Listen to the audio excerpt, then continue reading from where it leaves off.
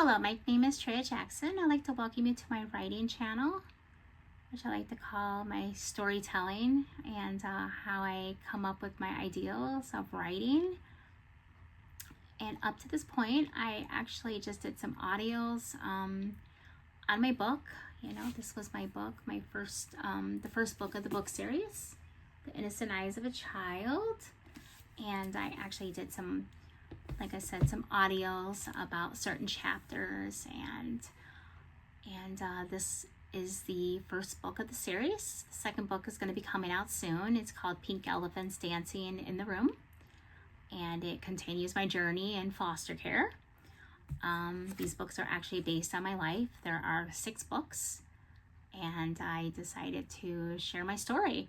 A lot of kids are like talking about their struggles in the foster care system, and what they show the fosters, of course, it shed light onto the foster care system, which is deeply troubled, even though it shouldn't be deeply troubled, and a lot of kids are kind of stuck in that red tape. So I decided to share my story, my journey, and it does have a happy ending, just so you know. I did have a lot of success, even though it took me a lot of struggles and a lot of getting through the system. And then even when I aged out, things were kind of complicated. And then trying to recover and cope with that, of what happened in the foster care system. I had a lot of broken moments in my life, but I did pull it together, and I did succeed in graduating from college and getting a great job and having a pretty good life. So a very happy life and positive life where I get to help other people. I do have a job too where I work for social services, and I get to help people every day. I encounter foster kids in the system. I even encounter foster parents, and I encounter good foster parents. So people that are very dedicated to helping the lives of children. So I have a lot of good things that I get to experience. So I did publish a couple of other books, and they're not related to the foster care books, but they do kind of touch a little bit on foster care because I was a foster kid. So I actually published this book right here, this one. It's Michael, and it is about my son Michael, of course. And he is a real big part of my life. He was my first child, actually, and I had him pretty young. I had gotten married young, and I ended up having troubles being a mom because I didn't have any a big support system. And Michael is diagnosed with muscular dystrophy. He's about 3.5, 4 years old when he's diagnosed, after a few years of having struggles with physical movements, and he would fall down a lot and a whole bunch of other stuff he started to have. And I kind of relied on doctors to tell me that, hey, something's wrong with my kid, and I didn't know that he had it. And so when I found out he had it, it was devastating. It was just I was just winded. Literally, you had to pick me up off the floor there, because I was like, okay, well, let's go get a treatment. And it wasn't quite like that. There wasn't really any treatments that would just make it go away. So it was very hard. So Michael had great doctors at,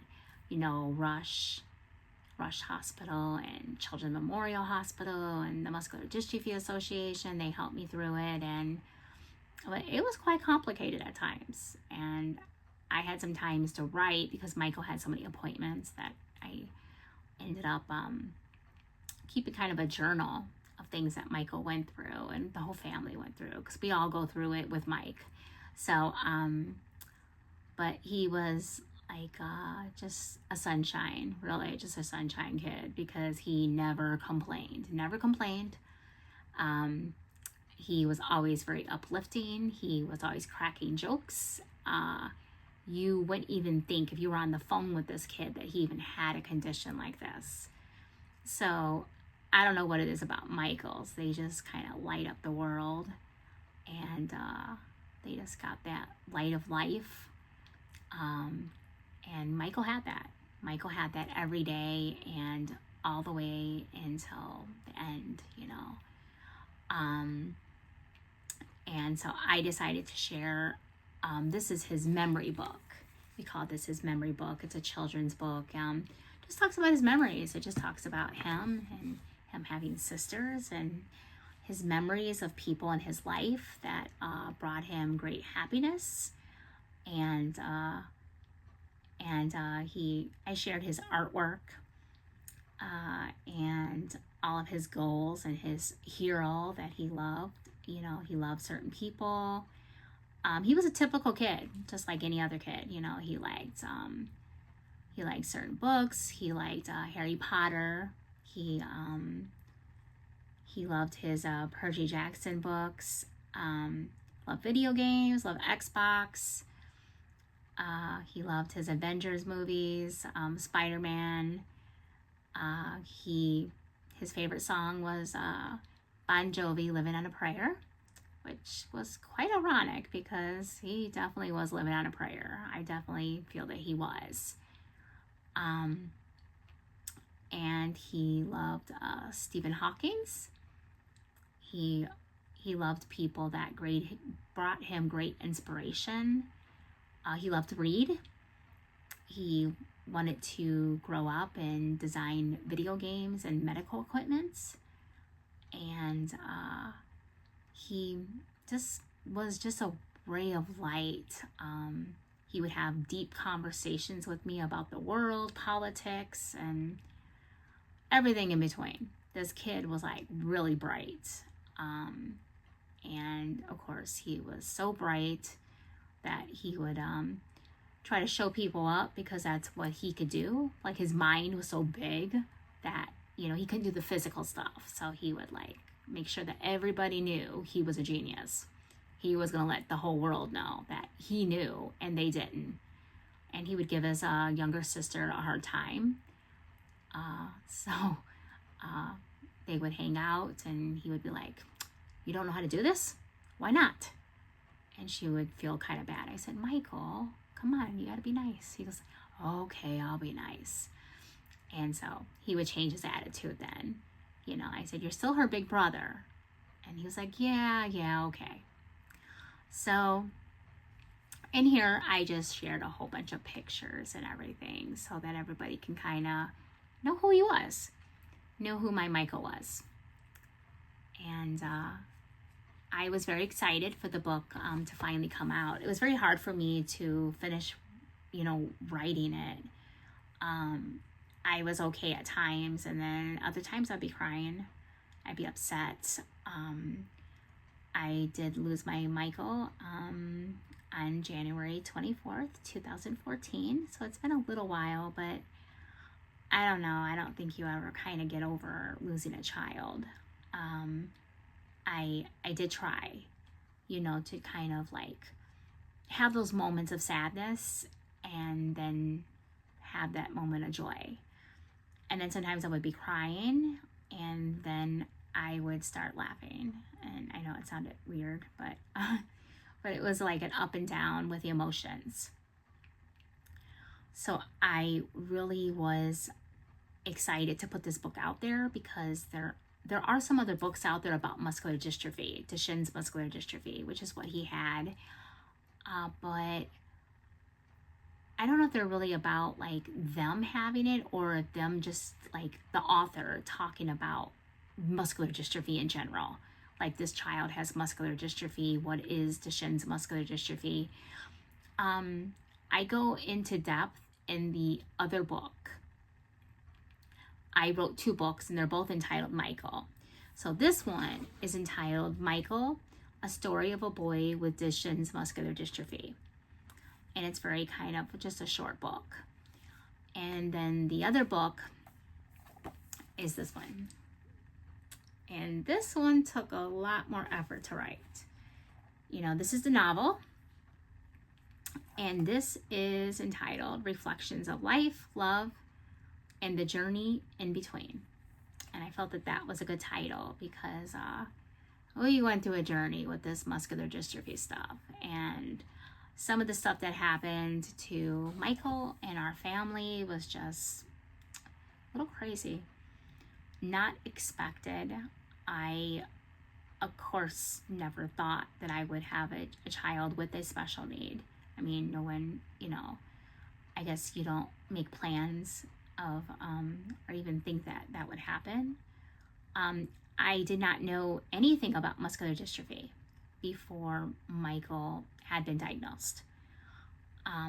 I did hear about someone saying Jerry's kids, like there were kids in wheelchairs, but I didn't realize like why they were in wheelchairs. I didn't know anything about that. So Michael's journey, of course, starts from when he's born, and I actually just take you right through. I take you right through the struggles of, because I was actually still a foster child. I was, you know, aging out. I was a little older, but I had Michael at, I was 17 when I had Michael, so I had been married really young, and I thought I was going to escape the foster care system by getting married young, and I was pregnant, and then things didn't go very well with the marriage. I found out some things about the person that I was married to, and I got away. And from this toxic kind of relationship, I was lucky that, you know, not too much damage was done, but I was going to have a baby. And then when DCFS did find out that I had gotten married and I was underage, they decided to take action towards this person who had married me. And he got into some legal trouble, and then I was put in the independent living program, and then I had my son, and of course I named him Michael. And I then started to have some struggles with being a mom because I didn't have a support system and stuff, and I didn't know a thing about being a mom. So, you know, just like a lot of new moms, they don't, you know, how to hold the baby and feedings, and it's a real big job being a mom. And I guess I started to learn, like all new mothers do, is that, you know, a lot of sleepless nights, and he ended up having colic, and I didn't know what to do about that. I used to like beg him to go to sleep. I told him stories when he got older. It's like, I used to beg you to go to sleep just for a few hours, that's it. Because I was attending college, I was also working, so I still had to go to these places even though I didn't have much sleep. So thank God the colic didn't last too long, and we kind of worked through it. And but he always had that smile that kind of lit up the room, and I really I found a great connection with being a mom. And I didn't have anyone, you know. I was divorced. My marriage was actually annulled because it was found to be illegal. And so I was alone with Michael. So I only had him. So I would sing to him, I would talk to him, I'd write stories.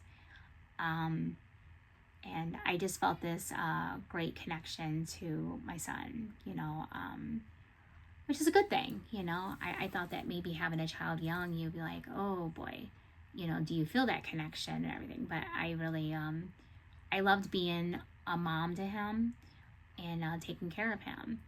But as he started to get a little bit older, I saw that he did things a little differently, and I was concerned about that. And I took him to the doctor, and you know, didn't always get the answers that I was hoping for. And then when I did get the answer, it was very devastating. So what do you do when your child is diagnosed with a terminal illness? He's going to lose that ability to walk. I was just, like I said, winded when I found out that there was no cure for this disease. And so what do? You go out and buy a bicycle, buy everything so that he gets that opportunity to have those moments, because he's been robbed of them. And I felt really angry. I was kind of angry at the medical profession because I have taken him to several doctors and everyone said, oh, he's good. He's just being a little lazy. It's typical with boys. When he didn't want to walk upstairs, he's just being lazy. And I found out that that wasn't true. Michael was not being lazy. He had a condition that was causing him to lose the ability to do these things. And then, of course, I was angry at God. I went through a time where I was like, me and God were not on the same page. I was like, how could you do this to me? Everything was very personal. I was like, you did this to me. You gave my son MD. How could you do this? And of course, I worked through that. And, of course, me and God we're on good terms. I realized that he didn't really give my son muscular dystrophy. I just was angry at the time, and I didn't know what to do with that. And so Michael would go through the stages of having Duchenne's muscular dystrophy. He would be, and he would have these moments where it was kind of silent and you kind of thought nothing was going on. But then slowly, as the disease kind of set in, it would be just a new thing, and he would lose abilities. So it would start out from him having a little waddle walk, and then when he would get up off the floor, he couldn't get up and kind of straighten out his hips. Then he would fall a lot. He couldn't go upstairs anymore. He was like a little old man, and I didn't know why. And then as he gets this disease, it gets worse and worse. And I was told that he would walk until like maybe 8 or 9, maybe even 10. Then I was told, no, he may just walk until 6 or 7. Well, Michael went in a wheelchair at 6. And I'll tell you in the story, in the book, about how Michael ends up in a wheelchair just a little bit early than most kids with Duchenne's muscular dystrophy. So I talk about our journey, our story, and so I will share his poem, though. This poem was based on, I would have conversations with Michael, and there were moments where it was just heartbreaking, because he would always say what he wanted everyone to remember him for. And I guess, I was just always like, these were hard conversations to have with your child, because, your child isn't supposed to die. He's not supposed to be sick. He's not supposed to be. So when you're a parent and your child is sick, you, of course, want to make them better. When your child gets the flu, you want them to get better. You stand with them, you stay with them, and everything. So this is the poem that I kind of wrote because Michael would always say, when you remember me. So Michael said, when you remember me, remember me in the ocean waves too free. Remember me as the leaves on the tree that blow so freely. Remember my smile that lit up people's lives. Remember me as a tiger that hunts to survive. Remember me of my life and my love and my desire to keep going, even though things were very difficult. Remember me as my sense of humor made the waddle through sometimes, with sometimes at me. Remember me as happy little boy who could run so freely. Remember me as the brother who loves so freely. Remember me as the one who never frowns. Remember me as the plane that flies into the sky. Remember me as a child who wanders on the way in search of adventure. So that is a little bit of his poem there, where he talks about, where he would say that of how he wanted to be remembered. And he wanted to be remembered as a very happy little boy, a very adventurous little boy. He didn't want to be remembered as a child who just had Duchenne's muscular dystrophy. And I would always tell him that he was Michael and he just happened to have muscular dystrophy, but he was not a disease. Sometimes kids can be less than nice and they would make him look like he was a disease. But he was not a disease. And I always raised him with the truth, of what he did have at a certain age. He kind of figured it out a little early. He was a little smart. And he figured out that something was wrong with him. And I had to kind of tell him that, he did have a condition that caused him to have some weakness. And as he got older, we would add more and more onto what he would ask. And then we just went through the whole health crisis. Like everything was always, there was always a health crisis, and sometimes it would be calm and then there would be some health crisis and then it would be calm and then it would happen again. And as he got older, it gradually got worse and more serious and it was more scary. And it wasn't just scary for me, but it was scary for Michael, and it was scary for his siblings. Yes, Michael did have siblings. He had sisters that kept him quite busy. And I think they brought a lot of joy into his life. And they also became quite good helpers when he needed some assistance. And he liked hanging out with his sisters in the room, especially as he spent a little more time at the house and he didn't go out as much. But he had a power chair. He would zoom around our neighborhood and he would zoom up to people and just say, "Hey, what's up? How you doing? Who are you? What's your name?" He was never ever worried about turning down a challenge.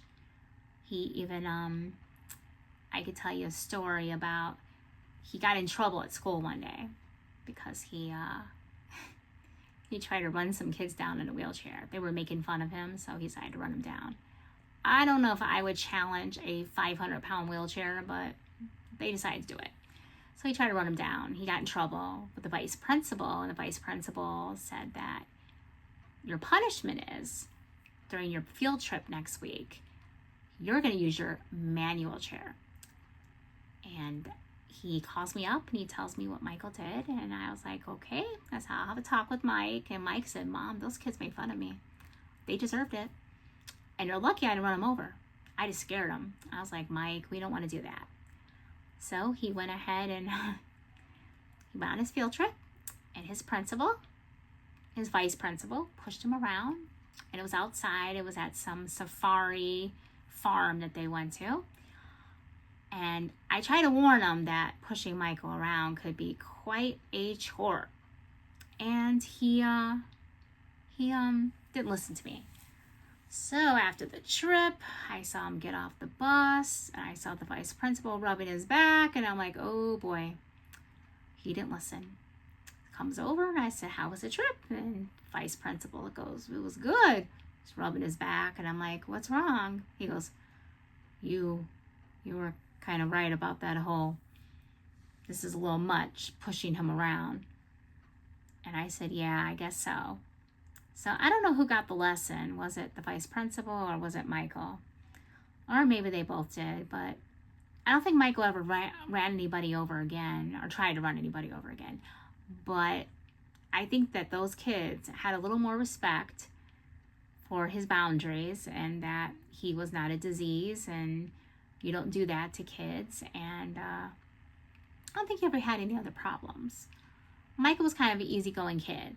He always pretty friendly and caring and loving, and definitely made a lot of friends. And everybody wanted to help him, you know, like when he couldn't like hold books or something, they would help him. And he had a great school to where kids just, for the most part, were very nice about things. He was very smart, so kids wanted to be in his group, and he's very outgoing. So kids just like flocked to him and everything. So, and even when he went to the Muscular Dystrophy Association camp, he went to the MDA camp, we call it for short. He had a lot of fun. He went to the camp all the way till the year before he went on an event, and but he enjoyed himself. He loved his camp, and he met a lot of special people there. He met one friend who was actually his counselor, but they would become close family friends, and they were always around. And she always had fun with Mike, no matter what. I mean, you didn't even like think about him having muscular dystrophy because he was always so outgoing and happy, and I mean, he was just like such full of life. So, but it was really hard to write this book. So I wrote a whole bunch of chapters and I had to stop. I just could not write the end of the book because we all know what happens at the end of the book. Of course, you know, if you know about the disease, it takes lives, and it's unfair, and it is devastating. It's a devastating disease, and no matter how much you try to be positive and everything, and Michael was so happy, this thing is kind of eating you up inside, and it's just so unfair that it deteriorates your muscles and it attacks your, you know, heart and your lungs and everything, and your spine. And so Michael had to have a lot of procedures done, and it was very scary. And so at the end of the book, I wrote up to the point where probably like chapter before he would, you know, pass away, of course. And that was really hard for me. It was really hard for me because it was very devastating. You'll see in the story that, you know, what happens at the end, how it happens. And I was aware that Michael would pass away, but I was not aware of how it would happen, when it would happen. And everyone's story is different. So it was very difficult for me to write about when he did pass, how it happened, and the aftermath. And he had siblings, so there was a big aftermath. And so it's very complicated dealing with that, you know, when you lose a child, and the grieving and the coping, and go through all these phases, and the anger and acceptance. And I don't know, I guess when you lose a child, it's accepting that is very hard. It's always like there has to be a reason, and it was very hard. And I had to go through the coping process as well as my kids. I had to make sure that the other children were okay, going through grieving and everything. And then some of the kids didn't understand, like when one of my daughters was 5, and I guess she realized at 8 that Michael wasn't here anymore. She was like, I was like, where'd you think he was? And she's like, I don't know. He was in and out of the hospital. I just didn't know where he was. I didn't remember. So then she started going through the grieving process then. And then the younger one was 2. And then she kind of remembered Michael. And she goes through some things right after his passing, though.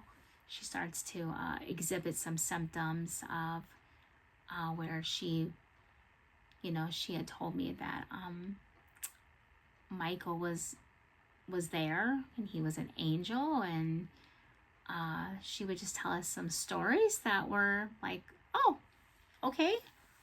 And we had to kind of cope with that. But she didn't realize that Michael had passed away. She didn't realize that for a few years.